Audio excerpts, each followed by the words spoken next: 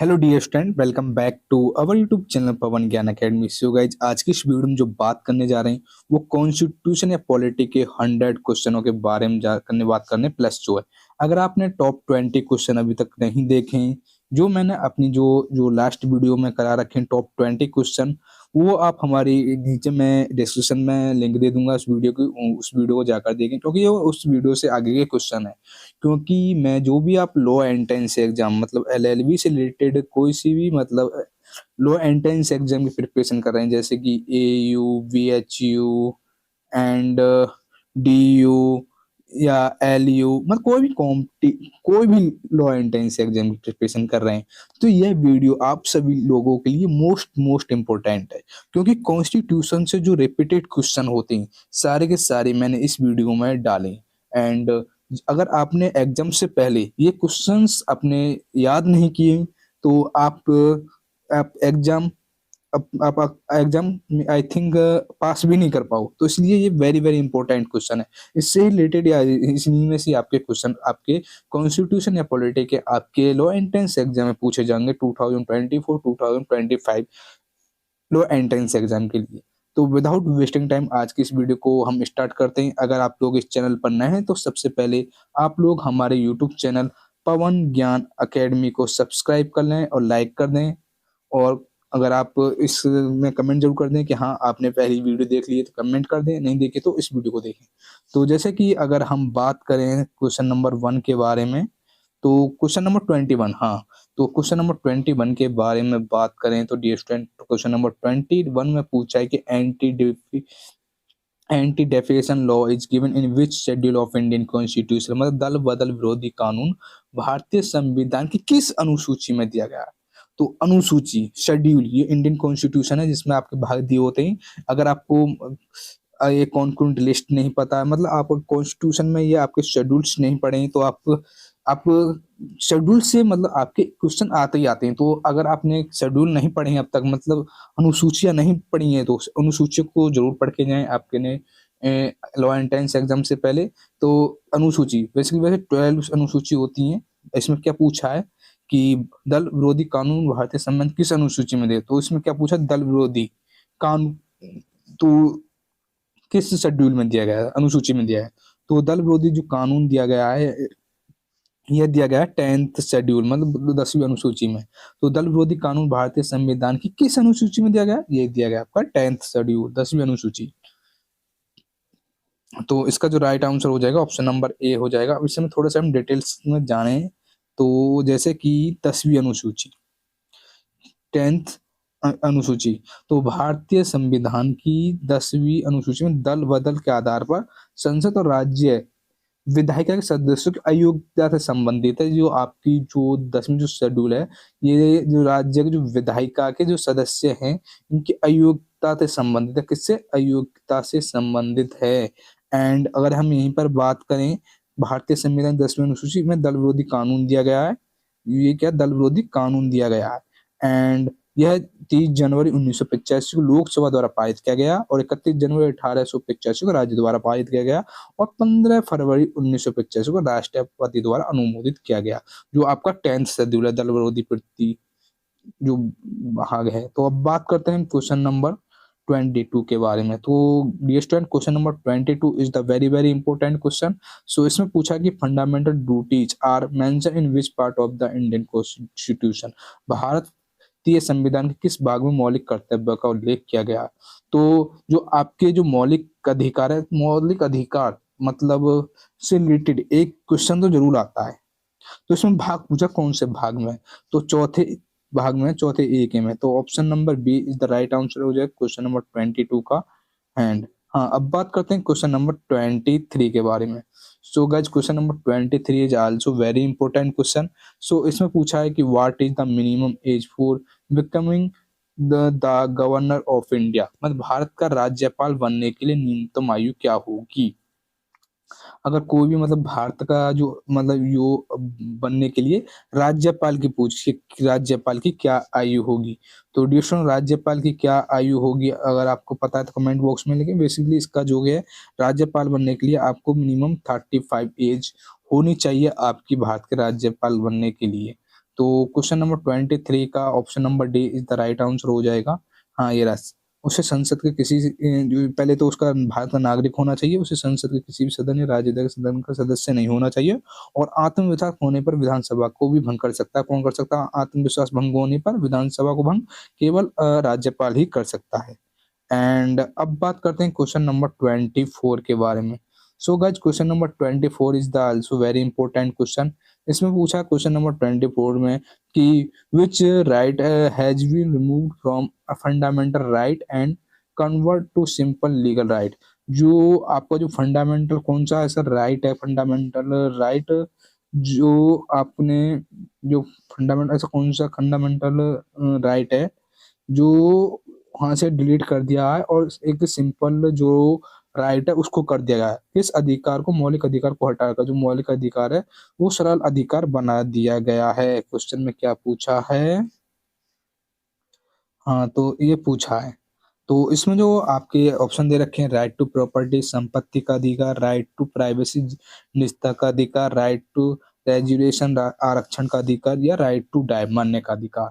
जो एक जो मतलब मौलिक अधिकार से हटाकर एक सरल कानून अधिकार बना दिया, वो कौन सा है इनमें से? तो वो है डियर स्टूडेंट, वो है आपका संपत्ति का अधिकार। तो option number A is the right answer हो जाएगा क्वेश्चन नंबर 24 का। तो अब संपत्ति का अधिकार है ये। अब संपत्ति के अधिकार के बारे में हम कुछ पढ़ें, तो जैसे कि संपत्ति का अधिकार जो है वो 44वें संशोधन के माध्यम से मौलिक अधिकारों को सूची से हटा दिया गया राइट है। अनुच्छेद 301 के तहत एक सरल कानूनी अधिकार बना गया राइट है। एक नए प्रावधान अनुच्छेद 301 से को संबंधित में जोड़ा गया है, एंड जो प्रदान करता था कि कोई भी व्यक्ति कानून का अधिकार द्वारा अपनी संपत्ति बेचने से वंचित नहीं होगा। तो कौन नहीं होगा? कोई भी। ये जो आपका राइट है, कोई भी नहीं होगा अपनी संपत्ति को बेचने से वंचित। एंड अब अगर हम यहीं पे बात करें क्वेश्चन नंबर 25, थोड़ा इसका हम जूम कर लेते हैं, आपको दिखाई नहीं देगा। हाँ, बाद में जूम आउट कर लेंगे। हाँ, इसमें पूछा है डियर स्टूडेंट कि which article of Indian constitution deals with the right to equality before law. मतलब भारतीय संविधान का कौन सा अनुच्छेद कानून के समक्ष समानता का अधिकार संबंधित है? कौन सा? मतलब कानून से समक्ष और समानता का अधिकार। तो आर्टिकल 14, आर्टिकल 15, आर्टिकल 16, आर्टिकल 27। तो डियर स्टूडेंट, जो आर्टिकल आपका जो है 14, ये आपका समानता के समक्ष अधिकार से संबंधित है। आर्टिकल 14 अनुच्छेद 14। तो option number A is the right answer हो जाएगा। इसके बारे में कुछ डिटेल से पढ़े आर्टिकल 14 के बारे में। तो भारतीय संविधान का अनुच्छेद 14 कानूनी समानता यानी कानून के समक्ष समानता से संबंधित है। ये वेरी वेरी इंपॉर्टेंट क्वेश्चन है जो लोअर से रिलेटेड एग्जाम है आपके, जैसे कि D U, B H U and A U, L U, M J P, और कोई भी लॉ एंट्रेंस एग्जाम, सारे लॉ एंट्रेंस एग्जाम के लिए मोस्ट इंपॉर्टेंट वीडियो है। अगर आप इसको बीच में भी स्किप कर देंगे या कोई भी क्वेश्चन छोड़ देंगे तो आप मोस्ट इंपॉर्टेंट क्वेश्चन छोड़ देंगे। आपकी प्रिपरेशन करना ही बेकार है अगर आप इन सारे क्वेश्चनों को नहीं करके जाओगे अपने लॉ एंट्रेंस एग्जाम से पहले। तो राज्य किसी भी व्यक्ति को कानून के समक्ष समानता या भारत के राज्य क्षेत्र के अंतर्गत कानून को समान सुरक्षा से वंचित नहीं करेगा। एंड अब बात करते हैं क्वेश्चन नंबर 26 के बारे में। So dear student, 26 also very important question. So इसमें पूछा है अखिल भारतीय सेवाओं के लिए नियुक्ति किसके द्वारा की जाती है? तो अखिल appointment for all Indian service are made by किसके द्वारा की जाती है? जैसे कि ऑप्शन दे रखे हैं आपके, prime minister, PM, and CJI मतलब चीफ जस्टिस ऑफ इंडिया, भारत के मुख्य न्यायाधीश, या चेयरमैन ऑफ सर्विस कमीशन आयोग के अध्यक्ष, या राष्ट्रपति। तो अखिल भारतीय सेवाओं की जो नियुक्ति करता है, आई थिंक वो करता है आपका राष्ट्रपति करता है। कौन करता है? प्रेसिडेंट ऑफ इंडिया, मतलब राष्ट्रपति करता है आपकी अखिल भारतीय जो यूपीएससी होती है, जो आदि जो मतलब जो सर्विसेज होती हैं, जो भारत में जो जितनी भी मतलब नियुक्ति की जाती है अखिल भारतीय सेवाओं के लिए, वो आपका राष्ट्रपति करता है। तो अब बात करते हैं क्वेश्चन नंबर 27 के बारे में। तो 27 के बारे में बात करेंगे। थोड़ा सा क्वेश्चन बड़ा है तो थोड़ा सा इसको जूम आउट करना पड़ा मेरे को। एंड क्वेश्चन नंबर 27 पूछा है कि which constitution amendment act deals with the elementary education as fundamental rights. कौन सा संवैधानिक संशोधन अधिनियम भारतीय शिक्षा को मौलिक अधिकार के रूप में पेश करता है? 42 संशोधन अधिनियम या 44वां अमेंडमेंट एक्ट या 52वां 86वां अमेंडमेंट एक्ट। तो कौन सा संवैधानिक अधिनियम प्रारंभिक शिक्षा को मौलिक अधिकार के रूप में पेश करता है? तो प्रारंभिक शिक्षा को मौलिक अधिकार में पेश करता है। तो डियर स्टूडेंट, ये कौन सा करता है आपका? वो करता है आपका 86वां अमेंडमेंट एक्ट, मतलब 86 संविधान संशोधन अधिनियम। तो option number D is the right answer हो जाएगा। एंड इसके बारे में कुछ डिटेल से जानेंगे अब। हाँ, थोड़ा सा हम इसको जूम इन आउट कर लेते हैं। शिक्षा का अधिकार अधिनियम राइट टू एजुकेशन ने 2009 में बच्चों को मुफ्त और अनिवार्य शिक्षा प्रदान की और इसे अनुच्छेद 21A के तहत मौलिक अधिकार के रूप में जोड़ा गया। तो ये भी पूछ सकते इसके तहत किस संशोधन के किस अनुच्छेद के तहत जोड़ा गया था? 21A के मौलिक अधिकार के रूप में जोड़ा गया। स्वतंत्रता का अधिकार नागरिकों के अन्य बातों के अलावा सम्मानजनक जीवन जीने के लिए स्वतंत्रता की गारंटी देता है। ये भारतीय संविधान के अनुच्छेद 19, 20, 21A और 22 में दिए गए। तो जो आपके आर्टिकल्स या अनुच्छेद हैं 19, 20, 21A और 22, ये वेरी वेरी इंपॉर्टेंट है। एक बार इन पर नजर देख के जरूर जो है कि कौन से रिलेटेड है। अब बात करते हैं क्वेश्चन नंबर 28 के बारे में। सो गाइज, क्वेश्चन नंबर 28 के बारे में बात करेंगे। सो जस्ट क्वेश्चन नंबर 28 के बारे में अब बात करते हैं। जैसे कि क्वेश्चन नंबर 28 में पूछा है कि लोकसभा अध्यक्ष अपना त्यागपत्र किससे संबंधित करते हैं? जो त्यागपत्र पूछा है, इसमें क्या पूछा? त्यागपत्र। तो deputy speaker of Lok Sabha, Lok Sabha का उपाध्यक्ष, प्राइम मिनिस्टर, प्रधानमंत्री, चेयरमैन ऑफ राज्यसभा, राज्य सभापति या प्रेसिडेंट। तो लोकसभा अध्यक्ष अपना त्यागपत्र जो आपको जो उससे ऊंचा जो एक्चुअली जो पद है उसी को तो जो आपका त्यागपत्र देगा। तो लोकसभा अध्यक्ष किसको त्याग पत्र देगा? वो देगा अपने किसको देगा? सीनियर को, मतलब लोकसभा के उपाध्यक्ष को। तो option number A is the right answer हो जाएगा क्वेश्चन नंबर 28 का। तो लोकसभा के उपाध्यक्ष को देगा। अब इससे हम रिलेटेड कुछ इंपोर्टेंट पॉइंट्स के बारे में जानेंगे कि लोकसभा का अध्यक्ष लोकसभा के उपाध्यक्ष से संबंधित लिखित रूप से अपने पद को त्याग पत्र दे सकता है। लोकसभा का अध्यक्ष लोकसभा के जीवन काल के दौरान पद पर बना रहता है। अब बात करते हैं क्वेश्चन नंबर 28 के बारे में। तो ये वेरी वेरी इंपॉर्टेंट क्वेश्चन है कि राज्यपाल का कार्यकाल कितना होता है? What is the term of A government? तो कार्यकाल पूछा है, इसमें क्या पूछा है? कार्यकाल पूछा है डियर स्टूडेंट। तो ऑप्शन दे रखे हैं 5 साल, 6 साल या राष्ट्रपति की प्रसन्नता के ऊपर है, कोई निश्चित अवधि नहीं है। तो डियर स्टूडेंट, आप खुद ही समझ जाइए कि राष्ट्रपति के उसके ऊपर डिपेंड तो कतई भी नहीं हो सकता, कतई भी नहीं हो सकता, क्योंकि राष्ट्रपति का जो है चुनाव वो बदलता रहता है। वो राष्ट्रपति अपने द्वारा कोई निश्चित अवधि ऐसा भी नहीं हो सकता, 6 साल भी नहीं है। तो इसका जो राइट आंसर है वो है 5 साल। तो राज्यपाल का जो कार्यकाल होता है वो 5 वर्ष होता है। पीएम का भी स्टूडेंट जो हमारे प्राइम मिनिस्टर है उसका भी जो कार्यकाल है वो भी 5 वर्ष होता है। एंड सीएम का भी 5 वर्ष होता है। तो ये 5 वर्ष होता है राज्यपाल का कार्यकाल। एंड 5 साल के बाद फिर दूसरी सरकार आ जाती है, तो ये चेंजेस होते रहते हैं। तो अब बात करते हैं हाँ, इसके कुछ इम्पोर्टेंट बात पढ़ेंगे। तो राज्यपाल के कार्यकाल सामान्य रूप से 5 वर्ष का होता है, लेकिन इससे पहले समाप्त किया जा सकता है। हाँ, अगर उससे पहले अगर समाप्त करना होता है तो उसके कुछ विकल्प होते हैं जो उसे समाप्त कर सकते हैं। जैसे कि देश के प्रधानमंत्री की अध्यक्षता वाली मंत्रिपरिषद की सलाह पर राष्ट्रपति द्वारा बर्खास्त किया जा सकता है राज्यपाल को, या बिना वैध कारणों के राज्यपाल को रद्द करने की अनुमति नहीं है। अगर कोई मतलब कारण नहीं, रीजन नहीं है कोई वैध, तो राज्यपाल को राष्ट्रपति भी मतलब नहीं कर सकता है। हालांकि राष्ट्रपति का एक कर्तव्य है कि ऐसे राज्यपाल को बर्खास्त करे जिसके कर्तव्य को अदालत में असंवैधानिक और दुर्नियमों का दिया जाए। एक तो राष्ट्रपति द्वारा या खुद ही अगर राज्यपाल इस्तीफा दे दी तो 2 तरीके से इसका मतलब कार्यकाल कम हो जाता है। लेकिन 5 साल से पहले कभी भी राज्यपाल का जो कार्यकाल है वो समाप्त नहीं होता है। तो ये तो थोड़ा सा आप अपना भी माइंड लगा सकते हैं। एंड अब बात करते हैं क्वेश्चन नंबर 30 के बारे में। तो ये भी question number 30 is the very very important question. So dear question number थोड़े से हमको जूम कर लेते हैं इसको। हाँ, जूम जूम कर लेते हैं। हाँ, थोड़ा सा नेट स्लो चला। हाँ हाँ, ये रहा। तो क्वेश्चन नंबर 30 में पूछा था speaker of Lok Sabha can be removed from the office by. Lok Sabha अध्यक्ष को उसके पद से हटाया जा सकता है। तो लोकसभा के अध्यक्ष को उसके पद से हटाया तो कैसे हटाया जा सकता है? संसद के दोनों सदनों द्वारा पारित प्रस्ताव, या प्रेसिडेंट राष्ट्रपति द्वारा, या resolution passed by Lok Sabha. Lok Sabha द्वारा पारित एक प्रस्ताव या प्राइम मिनिस्टर। तो जो लोकसभा अध्यक्ष को जो पद से जो हटाया जा सकता है वो लोकसभा द्वारा पारित प्रस्ताव के द्वारा ही हटाया जा सकता है। तो किसके द्वारा? लोकसभा के पारित प्रस्ताव द्वारा ही हटाया जा सकता है। तो क्वेश्चन नंबर 30 का option number B is the right answer हो जाएगा। एंड अब बात करते हैं इसके कुछ इंपॉर्टेंट पॉइंट्स के बारे में। हाँ, थोड़ा सा इसको जूम इन जूम आउट कर लिया हमने। तो लोकसभा द्वारा पारित प्रस्ताव के आधार पर लोकसभा के अध्यक्ष को उनके पद से हटाया जा सकता है।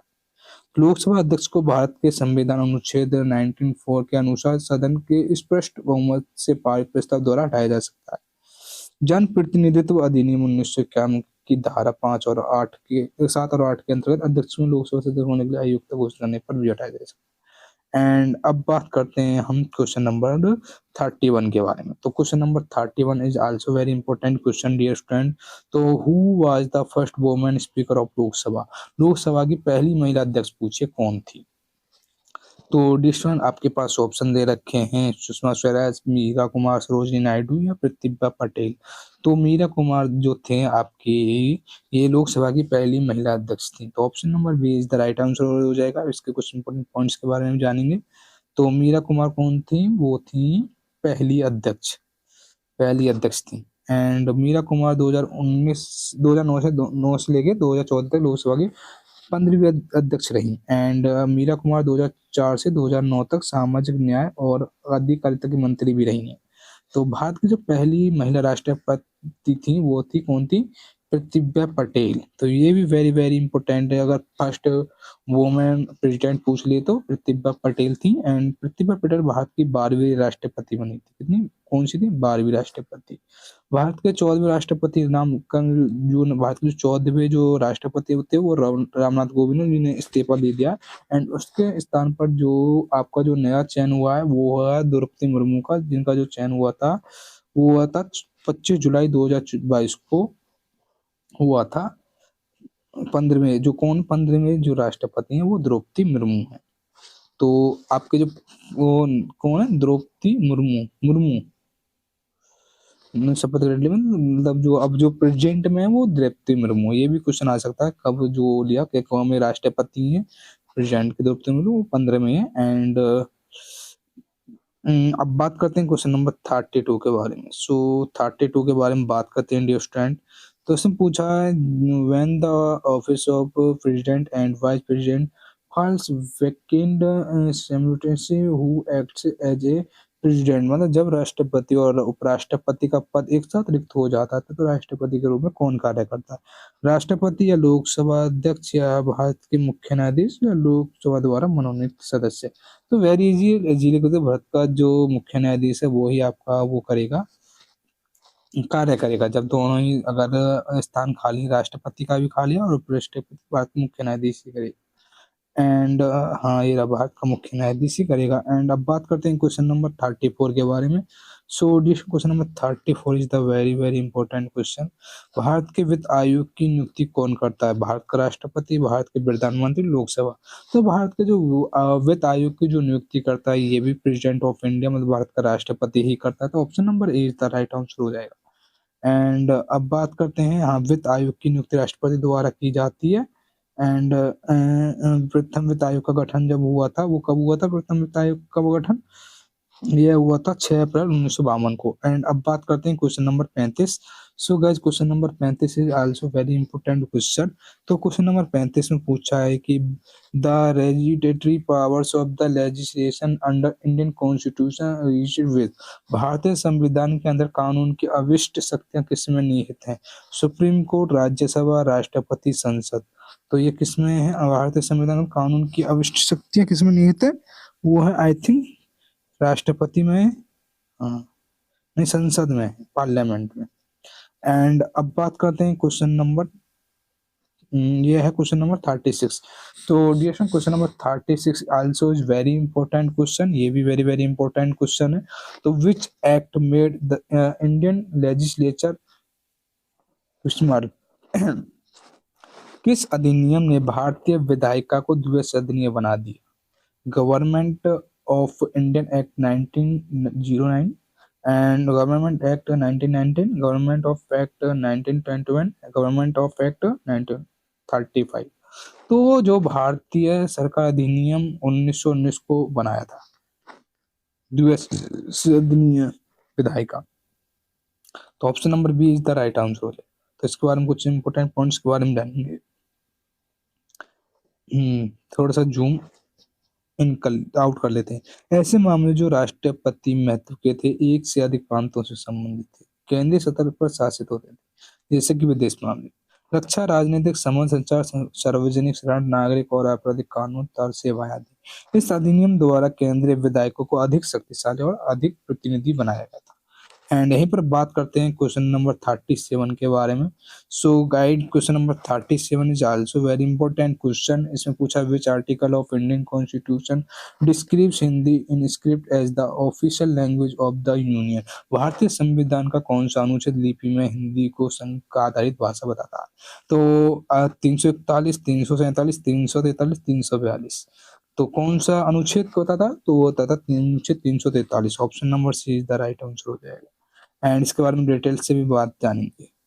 तो भारतीय संविधान के अनुच्छेद 343 में देवनागरी लिपि हिंदी को संघ की राज्य भाषा के रूप में बताया गया है। थोड़ा सा इसको हम तो कर लेते हैं। हाँ, बताया गया देवनागरी प्राचीनतम ब्राह्मी लिपि है, ये भी आपको ध्यान में रखना है। इसमें 47 वर्ण का उपयोग किया गया। कितना? 47 वर्ण का उपयोग किया गया है। एंड इसमें 14 स्वर हैं और 13 व्यंजन हैं। इसमें हिंदी अलावा मराठी, नेपाली, भोजपुरी, राजपूती आदि भाषाएं, ये तो आपको मोस्टली पता ही होगा। एंड अब बात करते हैं क्वेश्चन नंबर 38 के बारे में। Question number 38 is also very important question. इसमें पूछा है कि who was the first viceroy of India? Bharat का प्रथम वायसराय कौन था? Lord Canning, Lord Dalhousie, Lord Mountbatten और लॉर्ड मिंटो। तो Lord Canning is the first viceroy of India, मतलब भारत का प्रथम वायसराय कौन था? लॉर्ड कैनिंग था। तो option number A is the right answer हो जाएगा। एंड अब बात करते हैं क्वेश्चन नंबर 39 के बारे में। So guys, question number 39 is also very important. इसमें पूछा है president is a member of which house of our country? राष्ट्रपति हमारे देश का किस सदन का सदस्य है? लोकसभा, राज्यसभा या बोथ या नेदर? तो ये राज्यसभा का जो मेंबर है राष्ट्रपति। Option number B is the right answer हो जाएगा। एंड आपको ये लास्ट अंतिम क्वेश्चन है इस वीडियो का। एंड इसमें पूछा है कि who decided dispute regarding disqualification of members of parliament? संसद सदस्यों के योग्यता संबंध विवादों का निर्णय कौन करता है? चुनाव आयोग करता है या चुनाव आयोग के परामर्श से राष्ट्रपति करता है, प्रधानमंत्री करता है, लोकसभा अध्यक्ष करता है?